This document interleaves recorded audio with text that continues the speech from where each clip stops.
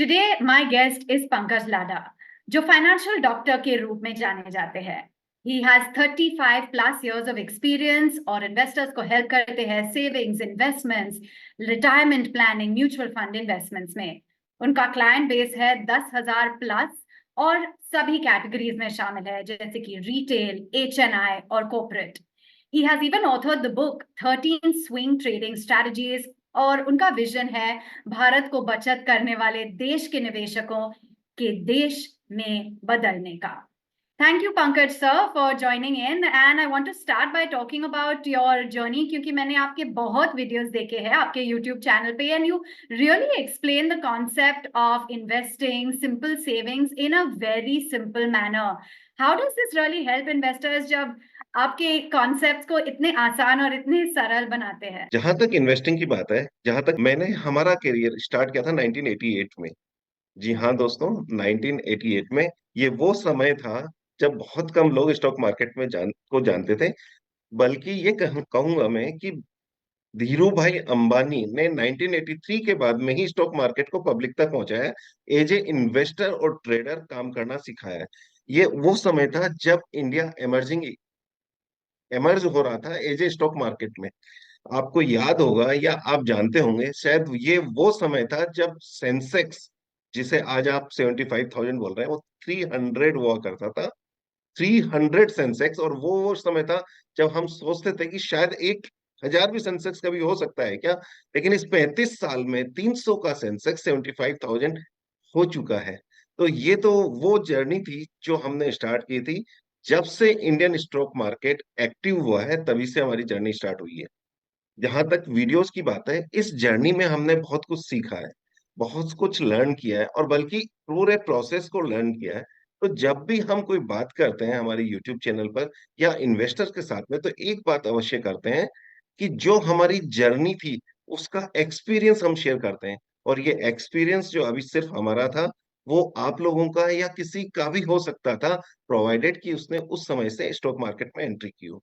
तो जब हम अपनी जर्नी को सिंपल भाषा में आपसे बात करते हैं, इन्वेस्टर से बात करते हैं, तो उनको नेचुरली अच्छा लगता है। और ऐसा लगता है कि वो उनके दिल के करीब है, न सिर्फ दिल के करीब है, बल्कि अपने आप को उसके पास पाते हैं। तो बस यही रीजन है कि लोगों को अच्छा लगता है जो हम बात करते हैं और प्रैक्टिकल वे में बात करते हैं।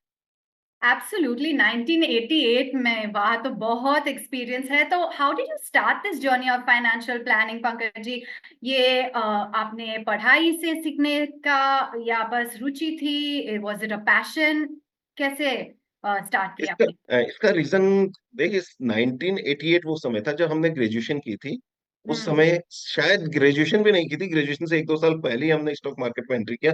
बाई नंबर इसके दो रीजन थे। नंबर एक कि हमारे पापा भी उसी प्रोफेशन में थे, तो हमारा ये पेरेंटल बिजनेस हो गया एक तरह से।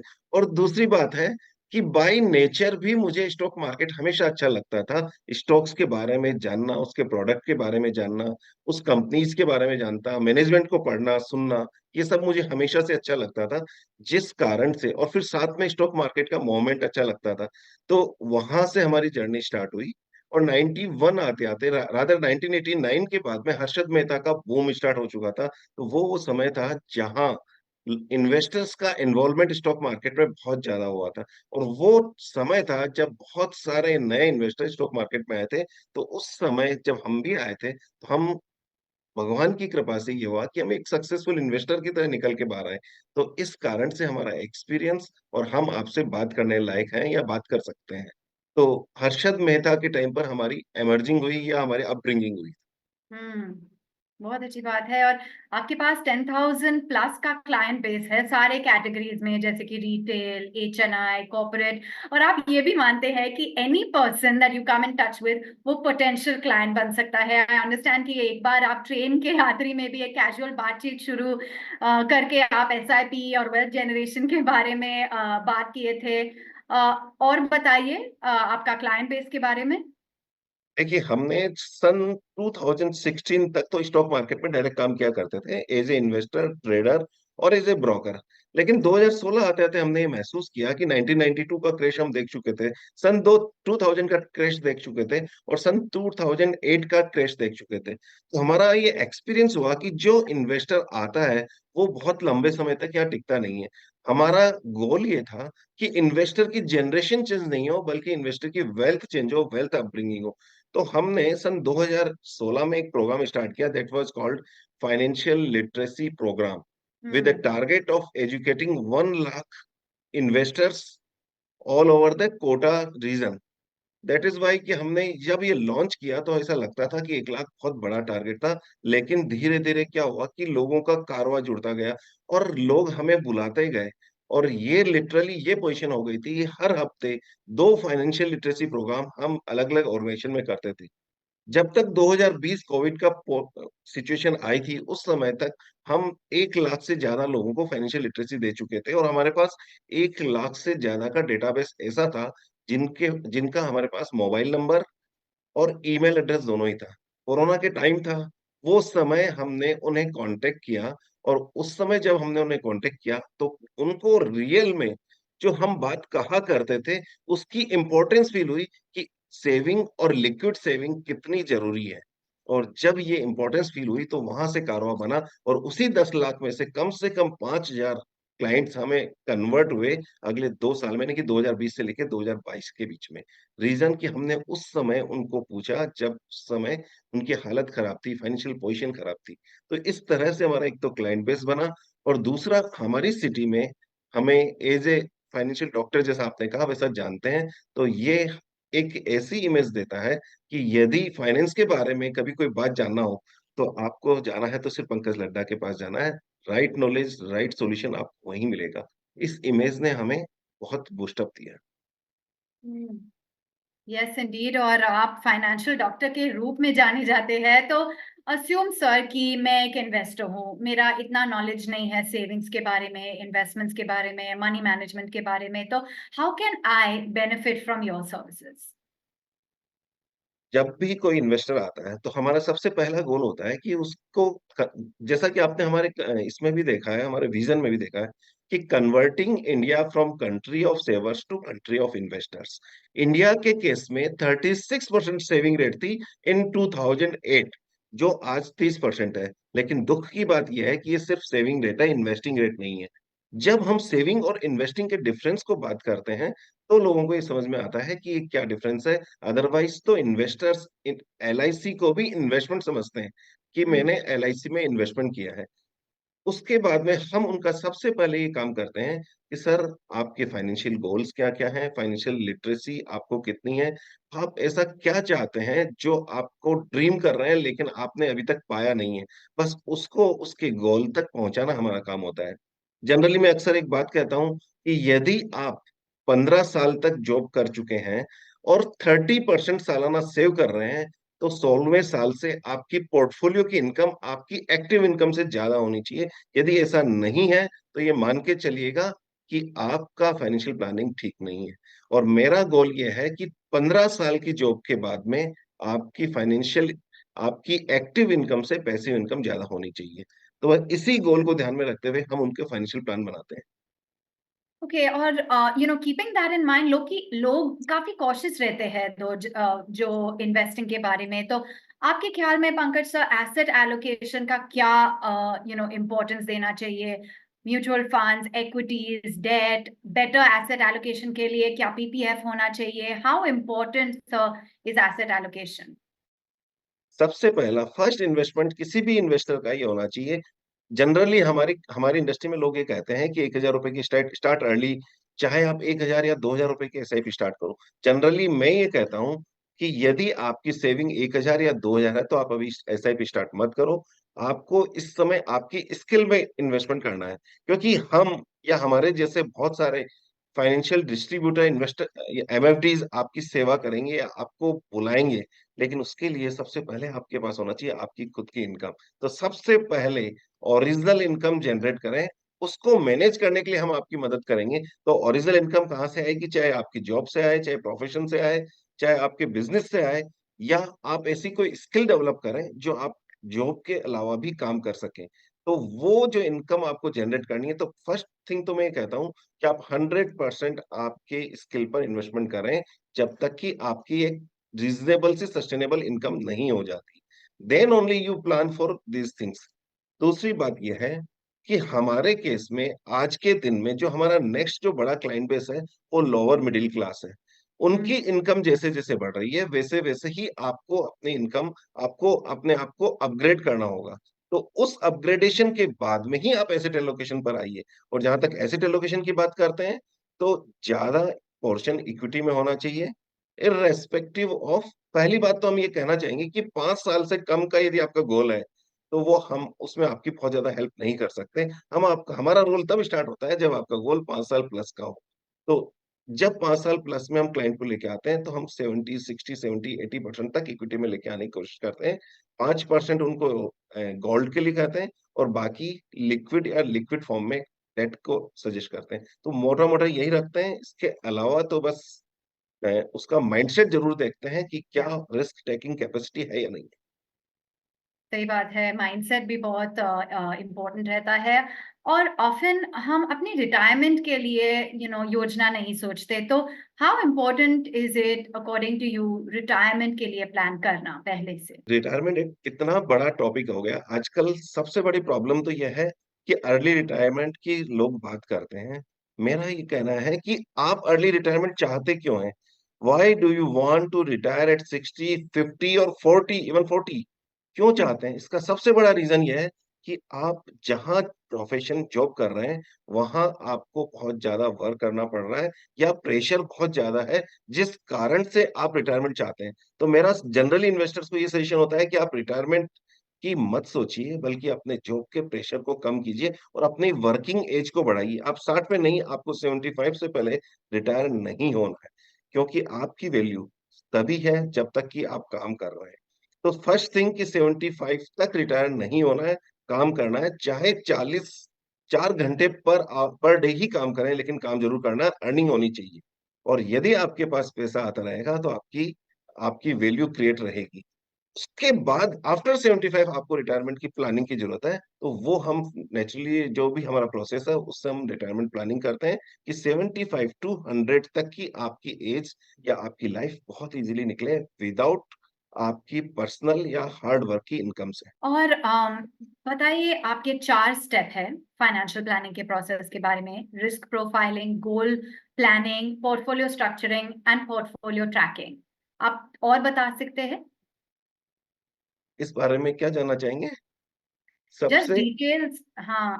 हाँ, तो इसमें सबसे इम्पोर्टेंट चीज़ जो है, वो है पोर्टफोलियो रिव्यू। ओके। रीज़न क्या है कि फर्स्ट 3 पॉइंट तो हम कर लेते हैं, जो तो हुँ। हमारा बेसिक प्लानिंग है।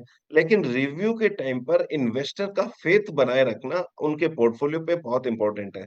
यदि इन्वेस्टर का फेथ नहीं होगा, तो वो हर किसी छोटी मंदी में भी वो भाग के जाने की कोशिश करता है और एग्ज़िट रूट ढूँढता है। इसका मैं एक सिंपल सा अभी एग्ज़ाम्पल दूँ। 4 तारीख को जिस दिन इलेक्शन का रिज़ल्ट आया था, उस दिन बाज़ार ने थोड़ा-सा झटका दिया, जिससे क्या हुआ कि 2 इन्वेस्टर्स के मेरे पास फ़ोन आए कि मुझे एग्ज़िट कर दो, इस समय गवर्नमेंट शायद नहीं बनेगी, स्टेबल गवर्नमेंट नहीं आएगी। तो मैंने वहाँ उनसे कहा कि आपका कौन-सा पैसा एग्ज़िट करूँ? आपके रिटायरमेंट का या आपके चाइल्ड एजुकेशन का? उन्होंने एक बार सोचा, फिर शाम को मेरे पास दोबारा फ़ोन आया, नहीं मुझे कोई पैसा विथड्रॉ नहीं करना है, बल्कि मैंने मेरे एफडी से अपना शॉर्ट टर्म पैसा निकाल लिया है। तो ये जो इमोशंस मैनेज करना है, यही सबसे इम्पोर्टेंट चीज़ है और वो आप पोर्टफोलियो रिव्यू के टाइम पे करते हैं। और ये मान के चलिएगा, क्लाइंट आपको हैंड होल्डिंग माँगता है। If hmm. यू आर उन आप उनके एडवाइज़र हैं, तो वो ये मान के चलिएगा कि आप उनका पोर्टफोलियो नहीं बल्कि उनके इमोशंस को मैनेज कर रहे हो। यदि आपने उनके इमोशंस को ढंग से मैनेज कर लिया, तो पोर्टफोलियो तो ऑटोमैटिकली इंडिया कंट्री करेगी, जिसके 140 करोड़ लोग आपके पोर्टफोलियो को मैनेज कर रहे हैं। यस इंडीड, इमोशनल प्लानिंग भी बहुत इम्पोर्टेंट है। And you have a very strong tech team also, और इट्स काफी इम्पोर्टेंट जब लोग मेहनत से करके हुए अपने पैसे कमाते हैं। तो with your strong tech team, लोग can put a lot of trust in you as well. देखिए, एक बात मान के चलिएगा, अभी ग्लोबलाइज़ेशन का टाइम है। यहाँ हम्म। हम डिजिटली आप भी हमसे जुड़ रहे हैं। तो सबसे इंपॉर्टेंट चीज है कि आपकी इमेज क्या है, इमेज बिल्डिंग क्या है। और इमेज यदि आपकी अच्छी बिल्ड हो रही है, तो मुझे मेरे क्लाइंट से बात करने की जरूरत नहीं है, बल्कि मेरी टीम क्लाइंट से बात करती है। जहां तक टेक्नोलॉजी की बात है, कि मैं स्टार्ट से ही टेक्नोलॉजी सेवी रहा हूं, और मैं ये चाहता हूं कि जितना टेक्नोलॉजी को आप यूज कर सकते हो, वो आपके बेनिफिट में रहेगा। और यही रीजन है कि आज मेरे पास 40+ टीम है जो हमारे लिए काम करती है, क्लाइंट्स के लिए काम करती है। और हर एक आरएम, यदि मैं कहता हूं कि मेरी एसआईपी बुक इतनी है या मेरा एयूएम इतना है, तो ये मैं मान के चल रहा हूँ कि ये मेरा नहीं है, बल्कि मेरे 40 रिलेशनशिप मैनेजर हैं, उनका ये एसआईपी बुक है। यदि मेरा 400 करोड़ का ईओएम है, तो इसका मतलब 10-10 करोड़ का 40 लोगों का ईओएम है, मेरा नहीं है। तो ये जो टीम काम करती है, तभी आप ग्रो कर पाते हैं। और टीम को हमने पूरी राइट दे रखी है, पूरा पावर दे रखी है कि वो काम करें। हमारा काम होता है कि उनको गाइड करना, वीकली बेसिस पर उन्हें एक प्लानिंग समझाना हम्म। और उनकी ट्रेनिंग करते रहना। और what is your monthly SIP book? आप इसे कैसे ग्रो करोगे? मेरा इस समय मंथली एसआई बुक बुक लगभग 7 करोड़ प्लस है। और मेरा ये टारगेट है कि मैं हर साल कम से कम 2 करोड़ रुपए की नई SIP book, net new SIP add करा की जाए। ऐसा मेरा मानना है कि यदि हम इस स्पीड से चल रहे हैं, तो भी मुझे ऐसा लगता है कि इंडिया के लिए हम बहुत कम कुछ कर पा रहे हैं। मुझे ऐसा लगता है कि हमारी जो फेटर्निटी है, उसे बहुत काम करने की जरूरत है, और स्पेशली लोअर मिडिल क्लास में। ओके। और आपने अभी बोला कि आपका मंत्र है ड्रीम्स जब गोल्स में बदलते हैं तभी अचीवेबल होते हैं। तो कितना इम्पोर्टेंट है क्लियरली डिफाइंड गोल्स होना एक इन्वेस्टर के लिए? It is just like Arjun की बात तो हम सब बहुत सुन चुके हैं। तो गोल के बिना, इट इज जस्ट, जरा इमेजिन कीजिए कि यदि आप फुटबॉल खेल रहे हैं, और उसमें से यदि गोल पोस्ट हटा दिया जाए, तो आप बताइए कि दोनों तरफ के 10-10, 11-11 प्लेयर्स की स्थिति क्या होगी। तो हम्म। ये गोल पोस्ट आपकी लाइफ में वही काम करता है कि आपको जाना कहाँ है। If you do not know where you want to go, आप कहीं भी पहुंच जाएंगे। हो सकता है कि आप इतने सेटिस्फाइड पर्सन हो कि आप कहीं भी पहुंच जाए और फिर भी खुश हो, लेकिन फिर भी आपकी लाइफ का जो पर्पस था, वो क्लियर नहीं होता है। ये वही बात हो गई कि यदि आप लेफ्ट हैंड साइड में जा रहे हैं जो जयपुर की तरफ जाता है, और राइट हैंड साइड में जा रहे हैं जो बॉम्बे की तरफ जाता है, आप कितने भी पॉजिटिव हो जाएं, लेफ्ट हैंड की तरफ जाकर आप बॉम्बे नहीं पहुंच सकते। तो इसलिए लाइफ में गोल, और गोल की तरफ आपका मोमेंट बहुत इंपॉर्टेंट है। यदि गोल नहीं है, तो ये समझ लीजिए आप कभी भी छोटी मोटी तेजी मंदी या छोटा मोटा आपका इमोशनल ब्रेक आपको उससे बाहर कर देगा। तो इसलिए लाइफ में गोल ही सबसे इंपॉर्टेंट है, और गोल के साथ में डिसिप्लिन्ड होकर उसको फॉलो करना उतना ही इम्पोर्टेंट है। और आपके लिए लॉन्ग टर्म विजन क्या है? Converting India from country of savers to country of investors. और मेरा ऐसा मानना है कि अभी बहुत कम लोग इंडिया में इन्वेस्टर्स की कैटेगरी में आए। स्पेशली यहाँ मैं एक बात करना चाहूंगा आपसे कि मिडिल क्लास की डेफिनेशन क्या है, मुझे नहीं पता कि आप लोग क्या रखते हैं, लेकिन मेरा ऐसा मानना है कि वो पर्सन जो इनकम टैक्स पे कर रहा है, वो मिडिल क्लास है। अब सपोज एक फैमिली में एक पर्सन की इनकम 80,000 रुपये महीना है या 10 लाख रुपए साल का, वो इनकम टैक्स पेयर है। लेकिन उसके साथ में उसकी वाइफ, उसके 2 बच्चे जो 22, 25, 27 साल के हैं, 4 लोग उस इनकम पे डिपेंडेंट है।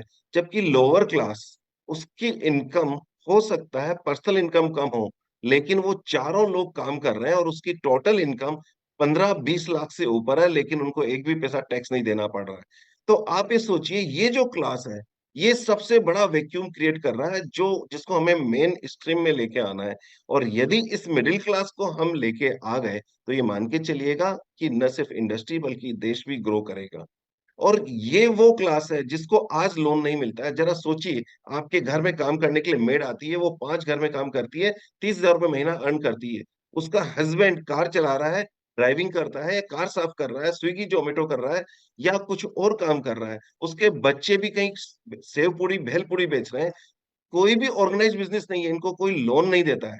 जिस दिन इनको लोन मिल गया, उस दिन ये मान के चलिएगा, ये मिडिल क्लास को ओवरटेक कर लेंगे। तो हमारा एज ए मिडिल क्लास सबसे बड़ा चैलेंज है कि अपने आप को इस तरह से बनाना कि लोग, कि हम काम लायक हों। और दूसरा, एज ए एमएफडी हमारा रोल ये है कि इनको मेन स्ट्रीम में लेके आना। तो मुझे ऐसा लगता है कि अगले 20 साल में कम Hmm. से कम 30% लोग ऐसे होंगे जिनको हम नए लेके आ सकते हैं इस बाजार में या इस यहाँ इन्वेस्टमेंट फील्ड में। Wonderful. Converting India from a country of savers to a country of investors. That is the goal and the vision. So thank you for talking to us today. Thanks a lot, thank you very much. Thank you, sir.